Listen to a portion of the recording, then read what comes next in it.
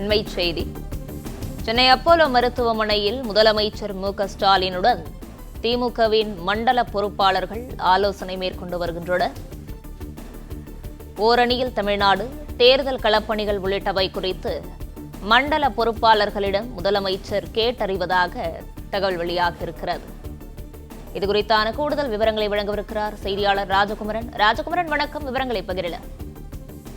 திமுக மண்டல பொறுப்பாளர்களுடன் முதலமைச்சர் மு.க.ஸ்டாலின் ஆலோசனை மேற்கொண்டிருக்கின்றார். சென்னை அப்போலோ மருத்துவமனையில் மருத்துவ ஓய்வில் இருந்து வரக்கூடிய நிலையிலும் ஆட்சி சார்ந்தும் கட்சி சார்ந்தும் தொடர்ச்சியாக முக்கியமான அரசு துறையினுடைய செயலாளர்கள் மற்றும் கட்சி சார்ந்த நிகழ்ச்சிகளில் மண்டல பொறுப்பாளர்கள் உள்ளிட்டவர்களுடன் முதலமைச்சர் ஆலோசனை மேற்கொண்டு வருகின்றார். அந்த அடிப்படையில் தான் ஓரணியில் தமிழ்நாடு பரப்புரையை முதலமைச்சர் அண்மையில் தொடங்கி வைத்திருந்தார். அதன் பிறகு தமிழ்நாடு முழுவதும் ஓரணியில் தமிழ்நாடு என்கின்ற அந்த பிரச்சாரத்திலே வீடு வீடாக சென்று ஆளும் கட்சிக்கு ஆதரவாக தொடர்ந்து வாக்குகளை சேகரிக்கக்கூடிய விதமாக திமுகவினர் பரப்புரை மேற்கொண்டு வருகின்றார்கள்.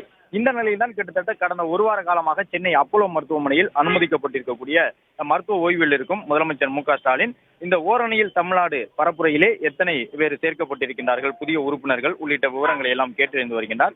அந்த அடிப்படையில் தமிழகத்தில் இருக்கக்கூடிய ஓரணியில் தமிழ்நாடு உள்ளிட்ட திமுகவின் கள ஆய்வு கூட்டங்களுக்காக நியமனம் செய்யப்பட்டிருக்கும் 8 முன்னாள் அமைச்சர்கள் உள்ளிட்டவர்களை உள்ளடக்கிய அந்த மண்டல பொறுப்பாளர்களுடன் முதலமைச்சர் தற்பொழுது இந்த ஆலோசனையை மேற்கொண்டார். அதன் அடிப்படையில் அமைச்சர் K.N. நேரு, ஏவா வேலு, ராசா உட்பட 6 மண்டல பொறுப்பாளர்கள் பங்கேற்று முதலமைச்சருக்கு திமுக கட்சி சார்ந்து தற்போது எடுக்கப்பட்டு வரக்கூடிய அந்த கள ஆய்வுகளின் முன்னேற்றம் தொடர்பான விவரங்களை எல்லாம் பதிவு செய்திருக்கின்றார்கள். அது மட்டுமல்லாமல் துணை முதலமைச்சர் உதயநிதி ஸ்டாலினும் கடந்த ஒரு 20 நிமிடங்களுக்கு முன்பாக அப்போலோ மருத்துவமனைக்கு வருகை தந்தார்.